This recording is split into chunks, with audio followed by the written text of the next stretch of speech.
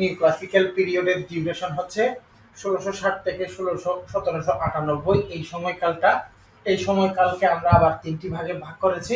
Restoration period এতকাল থেকে এতকাল, এরপরে হচ্ছে আগাস্টান পিরিয়ড এতকাল থেকে এতকাল।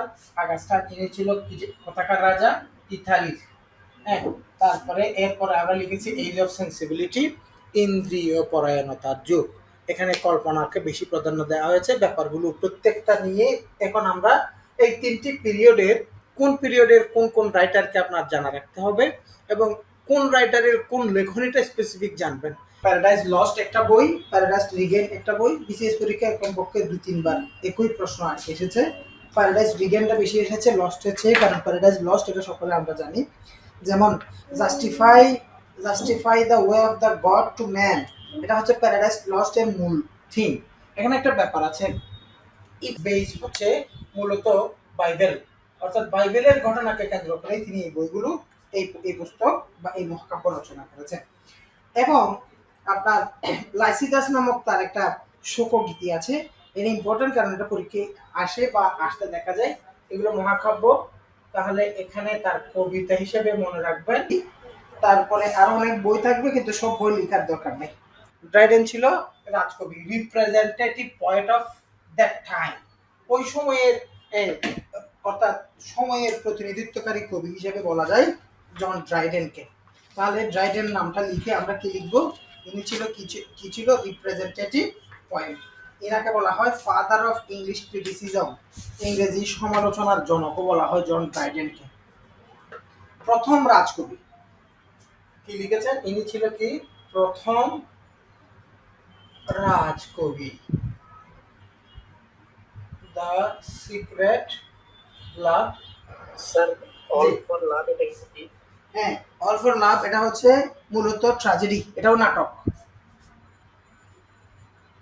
ঠিক আছে, এটা মূলত হিরোইক ট্র্যাজেডি। হ্যাঁ, এটাও নাটক। মিস্টেকেন হাজব্যান্ড লিখলাম। এরপরে তার বই হিসেবে প্রেফেস টু ফেবলস এটাও লিখতে পারেন, তবে আমি এখানে বোর্ডে লিখছি না।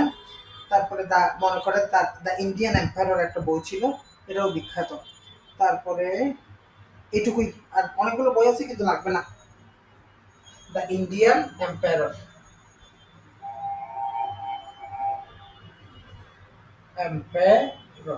তাহলে আমার কাজ হলো কি, অনেকগুলো বইয়ের যে লিস্ট, এই লিস্ট থেকে আপনাকে শর্ট একটা লিস্ট তৈরি করে দেওয়া।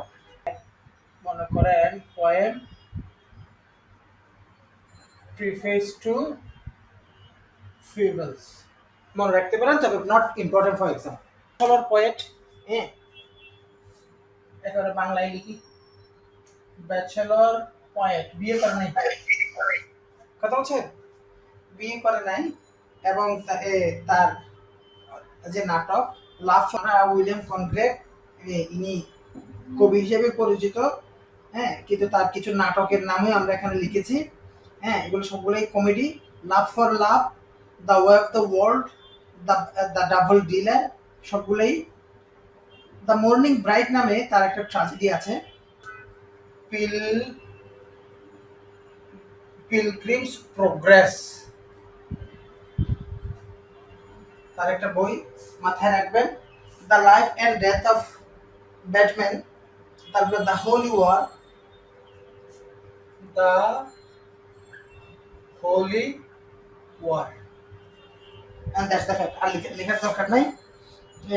এই দুইটা বইয়ের কথা একটু মনে রাখবেন।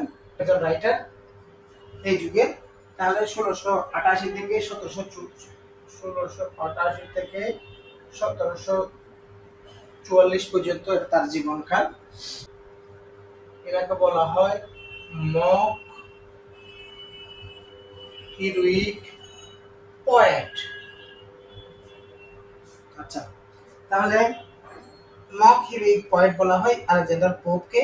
তার গুরুত্বপূর্ণ কাব্য মনে রাখবেন, the rape of the lock, important for example কি আসছে, the rape of the lock একটা।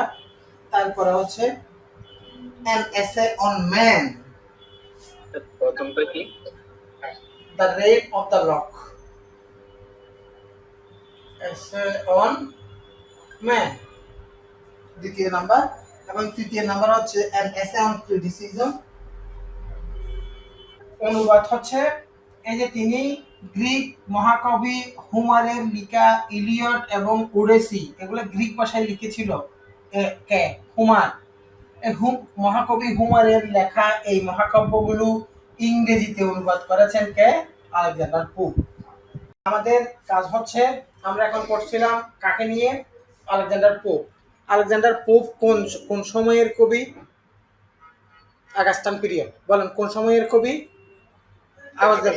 আগাস্টান পিরিয়ড। আচ্ছা, যদি অপশনের মধ্যে আগাস্টান কথাটা না থাকে এবং যদি কথাটা থাকে নিউ ক্লাসিক্যাল, তাহলে অ্যান্সার কি দিবেন? New classical. আর আমরা এসে শব্দ দিয়ে কয়েকটা বই পেয়েছি। আমরা পেয়েছি essay on man, SS on criticism. এই দুইটা আমরা সহজভাবে দেখলাম, কিন্তু সবচেয়ে বিখ্যাত বই হচ্ছে the rape of the lock. এই এই মহাকাব্যটি রেপ অফ দ্য লক। এই দ্য রেপ শব্দটা, দ্য রেপ এই শব্দটা দিয়ে আমরা পাচ্ছি the rape of Bangladesh, the rape of Lawrence, the rape of আপন রেপ। তাহলে বলেন এই দ্য রেপ অফ লক এটা কার লেখা? Alexander pope. এটা এই বইটার নাম, এটা এটার কোন ধরনের রচনা? মহাকাব্য। দ্য রেপ অফ বাংলাদেশ এটা কার লেখা? Anthony Mascarenhas. তাহলে অ্যান্থনি মাসকারেনহাসের যে লেখা, এটা হচ্ছে মূলত কি? গদ্য। এটা ছিল গদ্য, এটা ছিল প্রোজ। আচ্ছা, তারপরে দ্য রেপ অফ লরেন্স এটা উইলিয়াম শেক্সপিয়ারের, এটা ছিল মূলত কবিতা, এটা ছিল পোয়েম। আচ্ছা, তারপরে আমরা একটা নাটক পাই একই নামে, দ্য রেপ আপন রেপ। এটা হেনরি ফিল্ডিং এর লেখা এবং এটা হচ্ছে মূলত প্লে অথবা ড্রামা, এবং এটা দ্য রেপ আপন রেপ। এই গ্রেটেস্ট স্যাটায়ারিস্ট অর্থাৎ সমালোচক, বিদ্রূপ, অর্থাৎ ইনি স্যাটায়ার, ব্যঙ্গ লেখক, ব্যঙ্গ লেখক, best satirist, the greatest satirist of 18th century বলা হয় তাকে। বাংলা সাহিত্যে প্রথম বিদ্রুপাত্মক লেখককে বলেন তো? মিথ্যা কথা, বিদ্রুপাত্মক। বিদ্রুপ আর কমেডি না, কমেডি আর বিদ্রুপ একই কথা না। বলেন। হ্যাঁ, প্রমোদ চৌধুরী, মনে রাখবেন। গেলিভার্স ট্রাভেল। আচ্ছা, তারপরে হচ্ছে আ টেল অফ ঠাপ, তারপরে হচ্ছে the battle of books, the battle of books. পরীক্ষা এটা আসবে, আসলে এর অনার্স সিলেবাসে আছে। এখানে এখানে অর্থাৎ এটা মূলত গেলিভার্স ট্রাভেল, এটা হচ্ছে উপন্যাস। এটা কি? উপন্যাস। Tale of tub, the battle of books. Listen, a tale of tub. Battle of বুকটা কি? এটা একটা পাম্পলেট, এটা পুস্তিকা, ছোট বই, পকেটে নেওয়া যায়, হ্যান্ড বুক, পকেট ডিকশনারির মতো। পাম্পলেটস নট ইম্পর্টেন্ট, পরীক্ষার জন্য অত ইম্পর্টেন্ট না। এখানে ইম্পর্টেন্ট এই একটা বইই, গেলিভার্স ট্রাভেল। হ্যাঁ, গেলিভার্স ট্রাভেলের এটা নোবেলিস্ট। আচ্ছা, উপন্যাসিক। তাহলে তার বিখ্যাত উপন্যাস হচ্ছে রবিনসন ক্রুসো, রবিনসন সি আর ক্রুসো। হ্যাঁ, অথবা এখানে রবিনসন ক্রুসো বলি, আসলে রবিনসন ক্রুজ। তারপর হচ্ছে ক্যাপ্টেন ডিজায়ার মাছ, এটা তার বিখ্যাত উক্তি। অর্থাৎ সেই গরিব নয় যার কাছে কম আছে, কিন্তু সেই গরিব যে যা আছে তার চেয়ে আরো বেশি প্রত্যাশা করে। আসেন ডানিয়েল ডিপু। কিন্তু ডানিয়েল ডিপুর আসল পরিচয়টাই হচ্ছে কি? তিনি কি? উপন্যাসিক। তাহলে তার উপন্যাসের মধ্যে সবচেয়ে গুরুত্বপূর্ণ হচ্ছে রবিনসন ক্রুসো। যেমন হচ্ছে কত? 1745 থেকে 1798 সাল। এই সময়টাকে আমরা বলবো দ্য এজ অফ সেন্সিবিলিটি। আচ্ছা, তাহলে তার লেখনী একটা হচ্ছে প্রিফেস টু শেক্সপিয়ার। তারপরে তিনি লিখেছিলেন আ ডিকশনারি অফ ইংলিশ ল্যাঙ্গুয়েজ, এটাও তার লেখা। এটা আমি জাস্ট ডিকশনারি লিখেন 1755 সালে। ডিকশনারি অফ ইংলিশ, ইংলিশ কি ল্যাঙ্গুয়েজ, এই বই লিখেছিলেন কে? ইনি। তারপরে প্রিফেস টু উইলিয়াম শেক্সপিয়ার, এটা তার লেখা। তাহলে তার আরো অনেক নাটক এসে আছে, যেহেতু পরীক্ষা আসবে না, আপনার তালিকা বড় করবো কেন?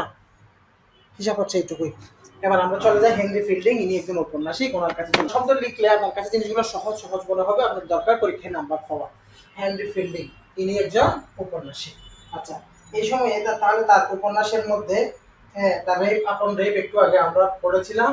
দ্য রেপ আপন রেপ একটু আগেই আমরা লিখেছিলাম আলেকজান্ডার পোপ যখন পড়তেছিলাম তখন। হ্যাঁ, তারপরে হচ্ছে the mock doctor. The mock doctor. আচ্ছা, তারপরে হচ্ছে টম জোন্স, এটা তার লেখা একটা উপন্যাস। টম, এটা সিলেবাসে পড়ানো হয়, এটা ইম্পর্টেন্ট এই বইটা, অনার্সে পড়ানো হয় টম জোন্স। তারপরে এবং এটা হচ্ছে উপন্যাস। হ্যাঁ, আর এগুলো হচ্ছে ডক্টর নাটক। রেপ আপন রেপ একটু আগে আমরা আলেকজান্ডার পোপ পড়ার সময় রেপ আপন রেপ এটাকে নাটক হিসেবে আমি প্লে হিসেবে দেখিয়েছিলাম না? তাহলে দ্য রেপ আপন রেপ এটা হচ্ছে নাটক। দ্য মক ডক্টর এটাও নাটক। কিন্তু টম জোন্স এটা হচ্ছে উপন্যাস। এটা অনার্সি সিলেবাসে আছে এবং টম জোন্স অনার্সি সিলেবাসে আছে হিসেবে এটা ইম্পর্টেন্ট। এবং তার আরো দুইটা উপন্যাস আপনার জানা অর্থাৎ জেনে রাখা উচিত। একটা হচ্ছে অ্যামেলিয়া। হ্যাঁ, আর একটা হচ্ছে মূলত জোসেফ অ্যান্ড্রুস। স্যার টম জোন্সের পরে এটা কি লিখছেন? টম জোন্সের পরে লিখছে অ্যামেলিয়া, EMELIA উপন্যাস। এই তিনটাই। আরেকজন লেখক থমাস গ্রে। থমাস গ্রের একটা কবিতা আমরা সেকেন্ড ইয়ারে পড়েছিলাম, অনার্সে পড়ানো হয়। অর্থাৎ elegy written in the country churchyard, অর্থাৎ কবর কবিতা পড়েছিলাম না আমরা জসীমউদ্দিনের কবর কবিতা যেমন কবিতা হিসেবেই অনেক ফেম পেয়েছিল, তার লেখা একটা কবিতা অনেক বেশি ফেমাস। এবং এই কবিতাটা সিলেবাসে আছে এবং এটা পরীক্ষায় আসে। Elegy written in the country country church yard.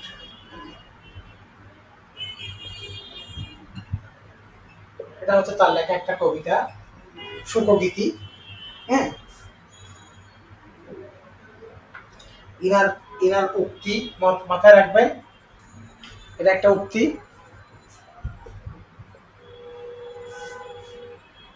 Full many flower. বলেন। আচ্ছা, তাহলে স্যার ওয়াল্টার স্কট হচ্ছে স্কটল্যান্ডের কবি এবং ঔপন্যাসিক ছিল তিনি। হ্যাঁ, তার এই আইভান হু এটা খুব ইম্পর্টেন্ট, এটার উপরে মুভি যেহেতু হয়েছে। আইভান হু এটা উপন্যাস। এবং sir sir Walter Scott, SCOTT, sir Walter Scott. তিনি ছিল একজন স্কটল্যান্ডের অধিবাসী। তিনি ছিল কবি এবং তিনি ছিল কি ঔপন্যাসিক। একটু পরে এখন আমি কথা বলবো, পড়া পেপারলি। তাহলে এবার আমরা এই এই সময়টাতে এই যা যা আলোচনা করলাম এগুলো একটু আগে রিপিট করি, তারপর আমরা সামনে আগাবো। দেখি বলেন। প্রথমে আসি, আমরা আজকের ক্লাসের সূচনায় আমরা এসেছিলাম মূলত আমাদের প্রথমে কি রেনেসা। তাহলে রেনেসা পিরিয়ডে আমরা গুরুত্ব দিয়ে পড়বো কাকে কাকে? আমরা রেনেসা পিরিয়ডে গুরুত্ব দিয়ে পড়বো উইলিয়াম শেক্সপিয়রকে। ঠিক আছে, শেক্সপিয়রকে ভালোভাবেই দেখবেন এবং শেক্সপিয়রের নাটক সম্পর্কে ধারণা নেবেন। আচ্ছা, যদি আমি শেক্সপিয়রের নাটকগুলোর গুরুত্বপূর্ণ চরিত্রগুলো মনে থাকার জন্য কিছু কথা আমার এই এই পর্বের জিনিসগুলো শেষ হওয়ার পরে আমি অ্যাড করব, আগে জিনিসগুলো একটা ফ্রেন্ড তৈরি হয়ে যায়। তারপরে এখান থেকে আমি পড়তে বলেছিলাম উইলিয়াম শেক্সপিয়র ছাড়া। এগুলোর উপরে আমি যেন আগামী ক্লাসে যখন প্রিভিয়াস কোশ্চেন বা অনেকগুলো MCQ নিয়ে স্ক্রিন শেয়ারের মাধ্যমে আপনার সাথে প্র্যাকটিস করব, তখন যেন আপনি পারেন এবং ক্লাসগুলো আমি দ্রুত নিব। হ্যাঁ, উইলিয়াম শেক্সপিয়র। তারপর আপনি পড়বেন কি ক্রিস্টোফার মার্লো, হ্যাঁ, এবং ইউনিভার্সিটি উইটস। ইউনিভার্সিটি উইটস পড়ে ফেলবেন। আচ্ছা, এই যুগ থেকে আপনি পড়বেন এই এখানে ফ্রান্সিস বলেন ফ্রান্সিস বেকন। হ্যাঁ, এখানে আপনি পড়বেন এডমান্ড স্পেন্সার। এডমান্ড স্পেন্সার এই লেখকগুলোকে আপনারা দেখবেন। অর্থাৎ এখানে আমি মূলত এলিজাবেথান পিরিয়ডকে ফোকাস করেছি বেশি, 1700 কত 98 এই অংশটার মধ্যে আমরা পড়েছি। এই অংশটার নাম হচ্ছে কি নিউ ক্লাসিক্যাল পিরিয়ড। আচ্ছা, নিউ ক্লাসিক্যাল পিরিয়ডকে আমরা তিন ভাগে ভাগ করেছি। একটা হচ্ছে আমাদের রেস্টোরেশন পিরিয়ড, একটা হচ্ছে আমাদের রেস্টোরেশন পিরিয়ড। আচ্ছা, রেস্টোরেশন পিরিয়ডে আমরা পেয়েছি মিল্টন, রেস্টোরেশন পিরিয়ডে আমরা পেয়েছি ড্রাইডেন, রেস্টোরেশন পিরিয়ডে আমরা আরেকজন পেয়েছিলাম, এটা হচ্ছে কি বলেন বলেন হ্যাঁ হচ্ছে তো উইলিয়াম কনগ্রিভ। আচ্ছা, এরপরে আমরা দ্বিতীয় নাম্বার রেস্টোরেশন পিরিয়ডের পরে আমরা পেয়েছি আগাস্টান পিরিয়ড। হ্যাঁ, আগাস্টান পিরিয়ডে আমরা তিনজন গুরুত্বপূর্ণ রাইটার পেয়েছি। একজন হচ্ছে আলেকজান্ডার পোপ, হ্যাঁ, তারপরে জনাথন সুইফট আর ডানিয়েল ডিফু। ইভেন আমি আপনাকে বলেছিলাম যদি এই যে নিউ ক্লাসিক্যাল থেকে যদি কোনো প্রশ্ন আসার জায়গা থাকে, মিল্টন ড্রাইডেনের চেয়েও এই জায়গাটা তুলনামূলকভাবে ইম্পর্টেন্ট। এখানে তিনজনই ইম্পর্টেন্ট। মনে রাখবেন গ্রেভ অফ দ্য লকের কথা, মনে রাখবেন গেলিভার্স ট্রাভেলের কথা, মনে রাখবেন রবিনসন ক্রুসোর কথা। আমি আশা করি বুঝতে পারছি। আচ্ছা, এবার আসেন এখানে এরপরে এজ অফ সেন্সিবিলিটি। এটাকে আমরা বলেছি ইন্দ্রিয় পরায়ণতার যুগ, কল্পনার যুগ। হ্যাঁ, এই ইন্দ্রিয় পরায়ণতার যুগের মধ্যে আমরা লাস্টে এসে যে রাইটারগুলো, এই রাইটারগুলো আমাদের সামনে এখানে আছে।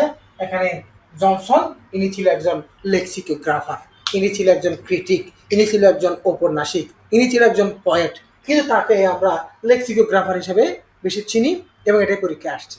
এবার আসেন হেনরি ফিল্ডিং আর এনার প্রেফেস টু উইলিয়াম শেক্সপিয়ার একটা বই ছিল, এটাও আমরা মাথায় রাখবো। তারপরে হেনরি ফিল্ডিং আমরা পেয়েছি এই যুগে উপন্যাসিক হিসেবে, এবং হেনরি ফিল্ডিং এর উপন্যাসের নাম, একটা বইয়ের নাম বলেছিলাম, বইটার নাম কি? রেপ আপন রেপ।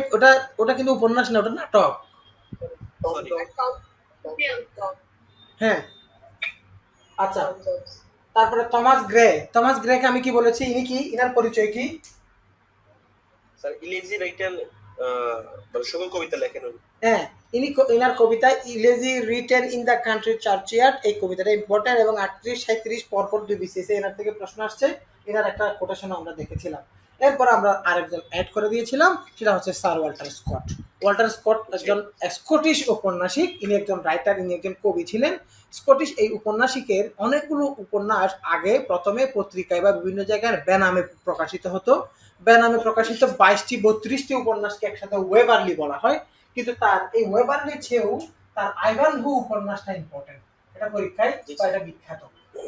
এটার জন্য এটা একটু মাথায় রাখতে হবে। তাহলে আমরা আমাদের এই গেল কি দুইটা পিরিয়ড, রেনেসাঁ পিরিয়ড এবং এরপরে কি নিউ ক্লাসিক্যাল পিরিয়ড। হ্যাঁ স্যার, রেনেসাঁ পিরিয়ড আর নিউ ক্লাসিক্যাল পিরিয়ডের ভিতরে কি মানে মার্কস কি ডিস্ট্রিবিউশন থাকে যে এখানে কত এখানে কত? না, কোনো ডিস্ট্রিবিউশন নাই, কিন্তু আমি যা বলছি এর বাইরে হবে না। কিভাবে বলছি আমি আপনাকে ক্লিয়ারলি আবারও বলে দিচ্ছি। এই যে রেনেসাঁ পিরিয়ডে আপনি নাম্বার পাবেন 3 থেকে 5 নাম্বার, আর এখানে নাম্বার পাবেন 1।